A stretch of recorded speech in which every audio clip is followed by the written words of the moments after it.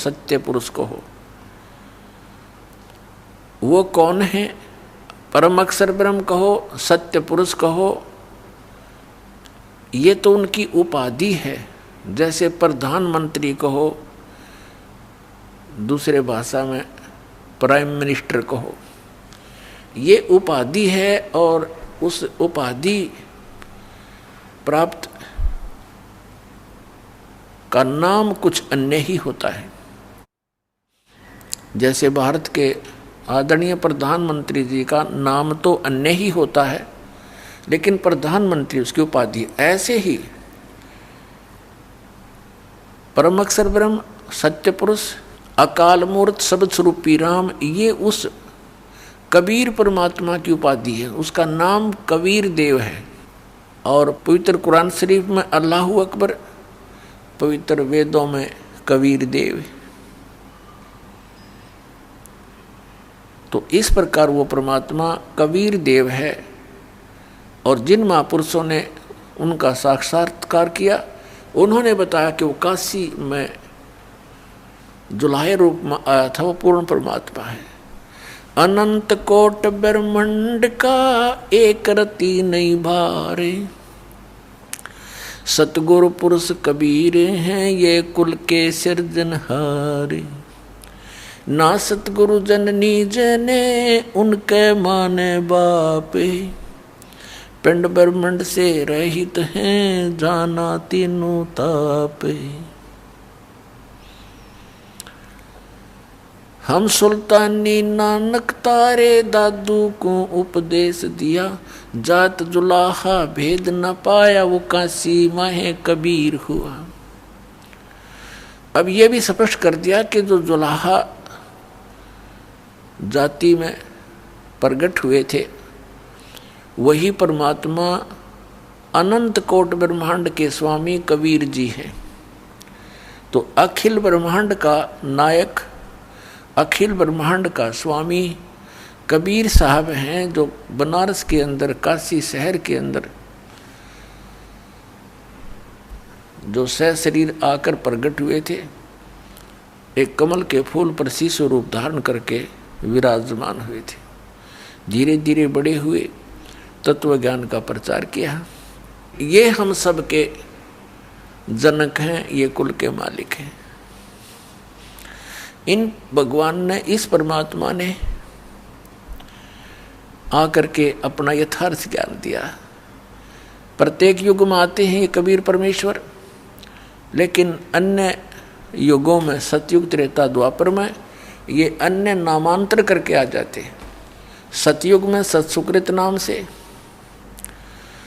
त्रेता में मुनिंदर नाम से, और द्वापर में करुणामय नाम से, और कलयुग में अपने ओरिजिनल नाम से आते हैं, कबीर नाम से, कबीर नाम से। तो पुण्यात्माओं, 600 वर्ष पहले परमात्मा ने इन श्री ब्रह्मा, श्री विष्णु, श्री शिव जी, इनके पिता और इनकी माता की उत्पत्ति बताई थी। ब्रह्मा, विष्णु, महेश के माता पिता की जानकारी परमेश्वर ने 600 वर्ष पहले बताई थी।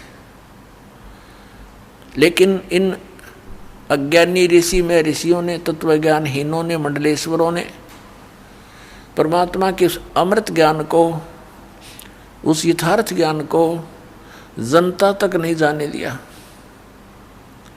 और कहते रहे कबीर झूठ बोलता है, ये अशिक्षित है, ये क्या जाने भगवान के बारे में, ये क्या जाने वेदों और गीता और पुराणों के बारे में, क्योंकि इसको अक्षर ज्ञान नहीं, ये संस्कृत भाषा से परिचित नहीं।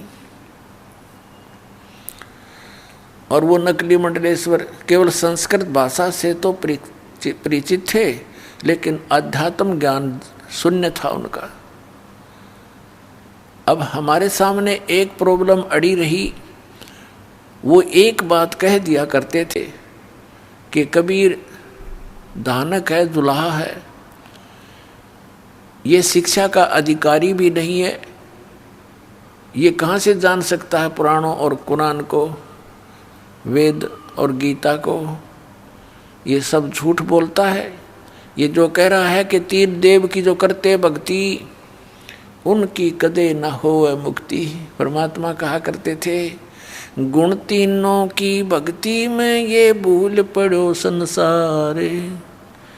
कहे कबीर निज नाम बिना कैसे उतरो पारे। तीन देव की जो करते भक्ति उनकी कदे ना होवे मुक्ति। 600 साल पहले परमात्मा कहा करते, इन तीन देवताओं की, श्री रजगुण ब्रह्मा, सतगुण विष्णु, तमगुण शिव जी की जो भक्ति करते हैं, इनका कभी मोक्ष नहीं हो सकता। इस बात से अक्षुब्ध होकर के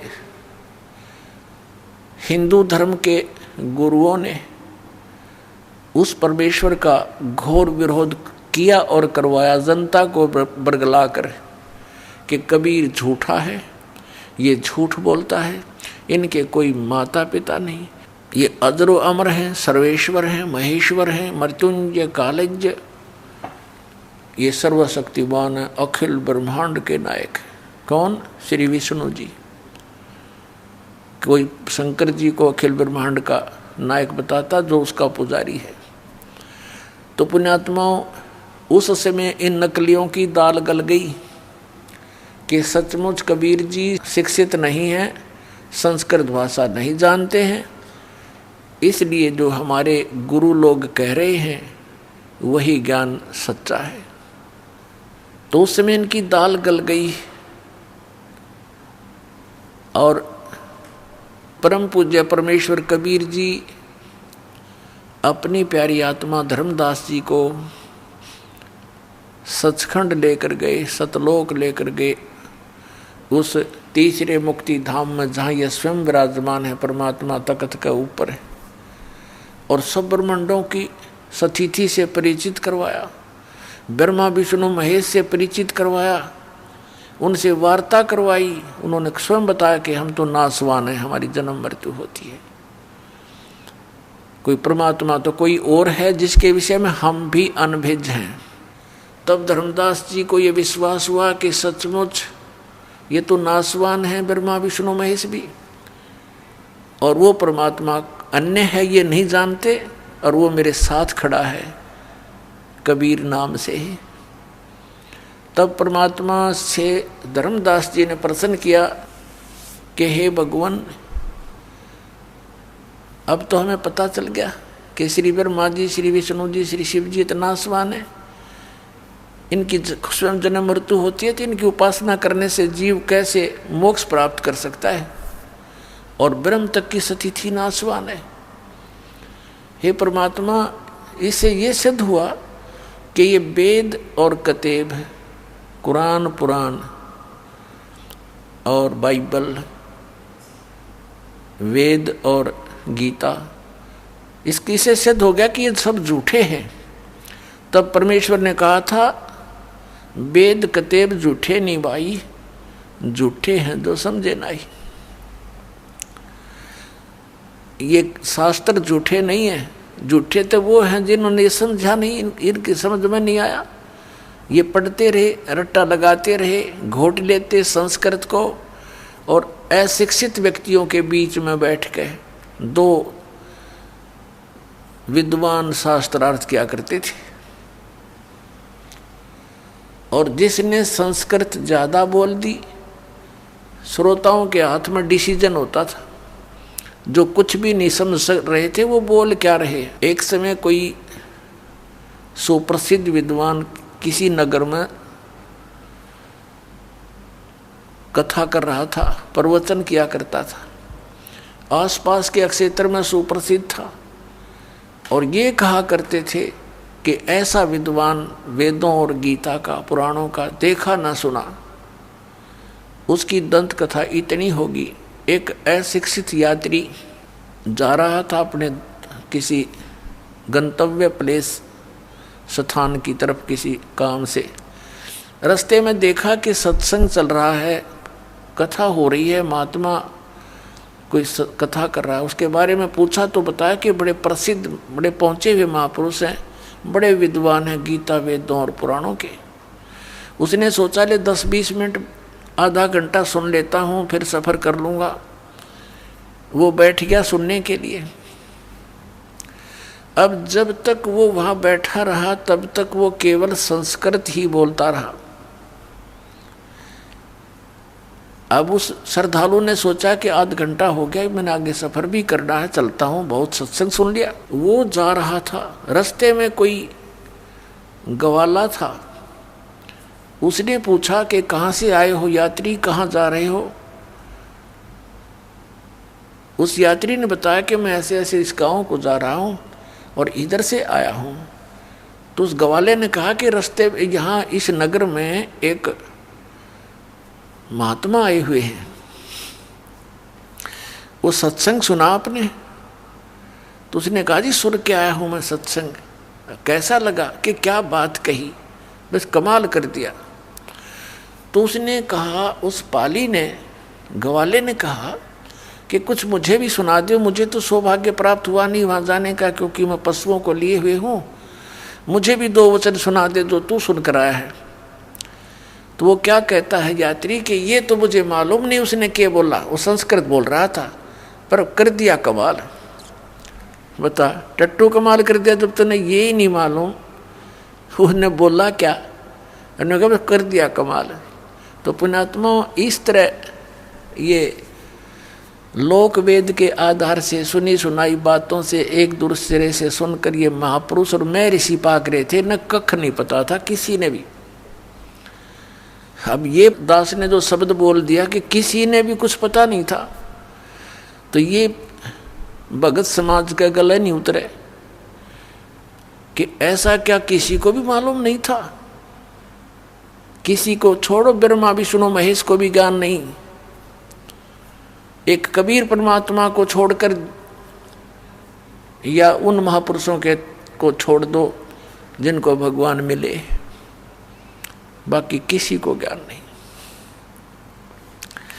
अपनात्माओं, ये प्रश्न अगर यही छोड़ दिया तो दास का सत्संग सुनना बंद कर देंगे बोली आत्माएं। कहता है ये तो अभिमानी गणा है, अपने आप को विद्वान सिद्ध करना चाहता, सबको कहता किसी को ज्ञान नहीं। दास अभिमान के तो आसपास नहीं, और अभिमान वो व्यक्ति कर सकता या तो जिसने भगवान का ज्ञान नहीं, अध्यात्म मार्ग का, या वो कर सकता है जिसने कुछ अपनी नई खोज करी हो। दास का कोई अपना ज्ञान नहीं, सदग्रंथों में जो गूढ़ रहस्य आज तक ये नकली ऋषि महर्षि और ब्रह्मा विष्णु महेश तक नहीं समझ सके, उन गूढ़ रहस्यों को रूबरू किया है, समझा है, अच्छी तरह आपके पास लाया हूँ। इसमें अभिमान का तो कोई बात तय को नहीं, और सच्चाई है ये जो दास आपको कह रहा है कि किसी को भी अध्यात्म ज्ञान नहीं है इस दास के अतिरिक्त वर्तमान में। आगे की तो बात छोड़ो, पहले की तो, लेकिन जो महापुरुष हुए हैं जिनको परमात्मा मिले हैं वो तो परिपूर्ण थे ही। जिनको भगवान मिल गए फिर वो कैसे कच्चे रह सकते हैं? वो कौन कौन है? आदरणीय धर्मदास साहिब जी, आदरणीय मुल्कदास साहिब जी, आदरणीय नानक साहिब जी, आदरणीय दादू साहिब जी, आदरणीय गरीबदास साहिब जी, गांव छुड़ानी, जिला ददर, हरियाणा वाले, और आदरणीय गीसा दास साहिब जी, गांव खेखड़ा, जिला मेरठ और उत्तर प्रदेश वाले। इन महापुरुषों को छोड़कर जो दास के नॉलेज में हैं, उनके अतिरिक्त अध्यात्म ज्ञान किसी के पास नहीं था। सब उआ बाई बक रहे थे। थोड़ी सी झलक दिखाता हूँ, फिर आगे सत्संग शुरू करेंगे। ये देखिएगा, श्रीमद् देवी भागवत सचित्र मोटा टाइप, गीता प्रेस गोरखपुर से प्रकाशित। श्रीमद् देवी भागवत सचित्र मोटा टाइप, संपादक हनुमान प्रसाद पोदार, चिमनलाल गोस्वामी। प्रकाशक व मुद्रक हैं गीता प्रेस गोरखपुर, गोविंद भवन कार्यालय, कोलकाता का संस्थान।